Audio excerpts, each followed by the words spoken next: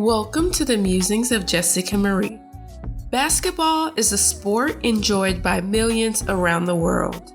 It requires practice, time, dedication, and oftentimes sacrifice to become one of the elites who continue to spark debates well past their retirement. From layups to jump shots, players work hard to make themselves known for their athletic ability. Join me as we shine a historical spotlight series on one of, if not the best, basketball player in the world, Michael Jordan. No one is as ingrained in popular culture as Michael Jordan. From his shoes, to his flu game, to his gambling woes, to his current business ventures, he's a household name. I did an experiment with my husband and realized that we see something about Jordan almost every single day, and it doesn't matter if it's on TV, social media, in songs, or in movies. It's quite astounding how seamlessly he's integrated in pop culture. Before we can even get into his impact today, we have to take a trip down memory lane to see just how he got his love for ball. Michael Jeffrey Jordan was born on February 17, 1963 to his parents Dolores and James Jordan Sr. He spent the first 5 years of his life in Brooklyn, New York, before his family moved to Wilmington, North Carolina in 1968. He has two older brothers named James Jr. and Larry, an older sister named Dolores, and a younger sister named Rosalind. The family was raised Methodist. While in high school, he played basketball, baseball, and football. During his sophomore year, he tried out for the varsity basketball team, but was unfortunately too short for the team. Not allowing his height to hold him back, he worked hard to prove his worth on the junior varsity basketball team and even had some 40-point games. The next summer, he grew 4 inches to finally make the varsity squad, and he averaged more than 25 points per game over his junior and senior seasons. This is also when he picked number 23 as his iconic jersey number. He was selected for the 1981 McDonald's All-American game as a senior and scored 30 points. After witnessing his exemplary high school performance, he was heavily recruited by numerous college basketball programs and got to choose between Duke, North Carolina, Syracuse, Virginia, Clemson, NC State, and Maryland. He ultimately decided to attend the University of North Carolina at Chapel Hill and majored in cultural geography as a nod to his childhood dream of being a meteorologist. As a freshman, he was named ACC Freshman of the Year after averaging 13.4 points per game and shooting 53.4% from the field. He started his reputation for being clutch after hitting the game-winning shot during the 1982 NCAA championship game against Georgetown.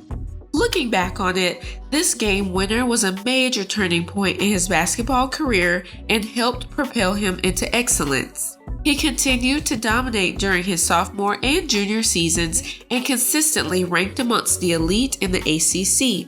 At the end of both seasons, he ranked either first or second in both total points scored and points averaged per game. He also placed in the top 10 in field goal and free throw percentages.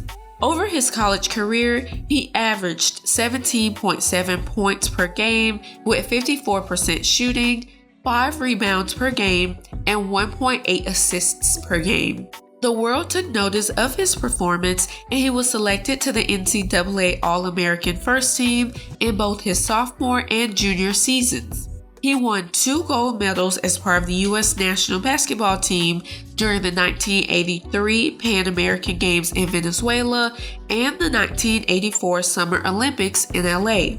He also won the Naismith and the Wooden College Player of the Year awards before leaving North Carolina to enter the 1984 NBA Draft. Michael was selected 3rd overall by the Chicago Bulls and would have been drafted higher had the Houston Rockets and Portland Trail Blazers not needed a center.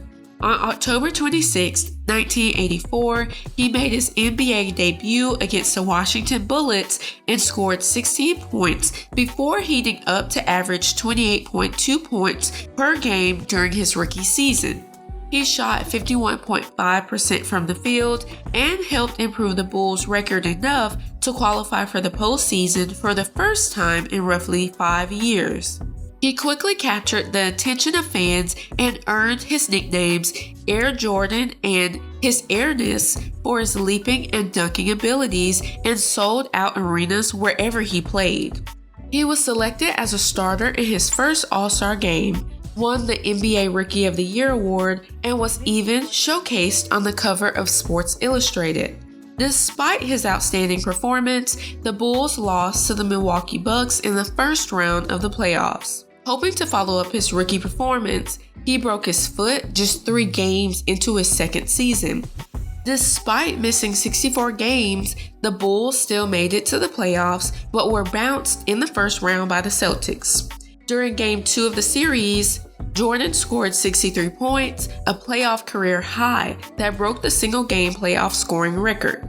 He went on an absolute rampage during his third season and scored 3,000 total points while averaging 37.1 points per game and shooting 48.2% from the field.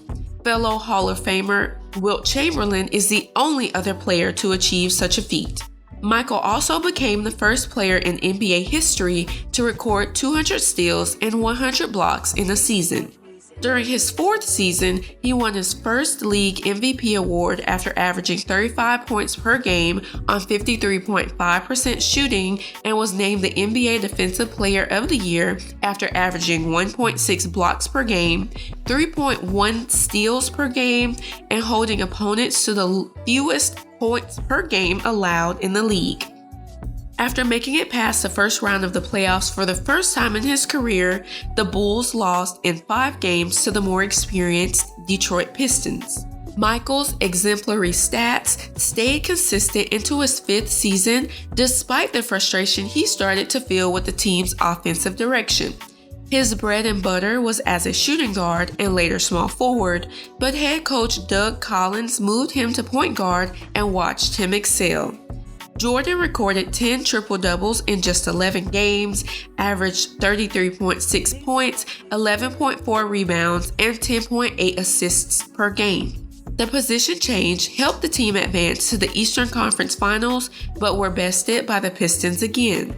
His 7th season laid the groundwork for his future success by gathering head coach Phil Jackson and instrumental players like Scottie Pippen and Horace Grant together. On March 28, 1990, he scored 69 points, a career high, in a road win against the Cavaliers. Despite getting back to the Eastern Conference Finals, the Pistons beat them for the 3rd consecutive season.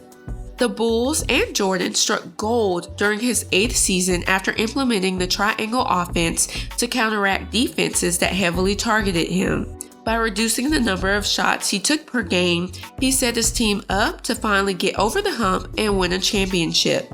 They swept the Pistons in the Eastern Conference Finals and advanced to the finals for the first time in franchise history. They beat the Lakers in 5 games and amassed a 15-2 playoff record that year.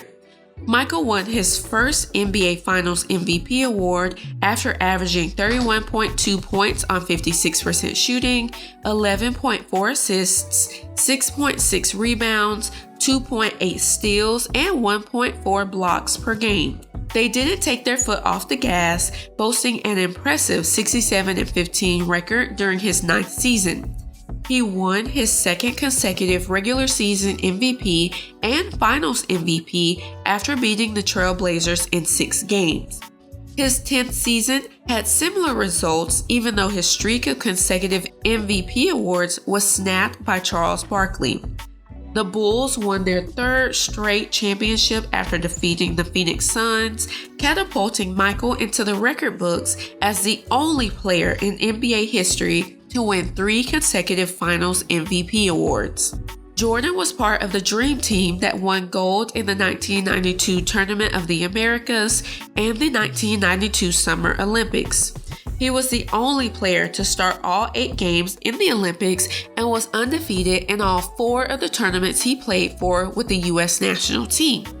Michael has had a long, successful life that includes many accomplishments that can't be skipped over.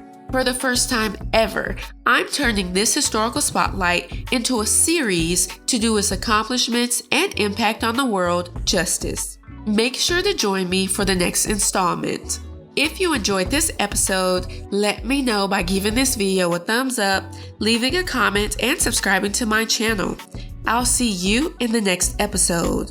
Signed, Jessica Marie. Loop God Music.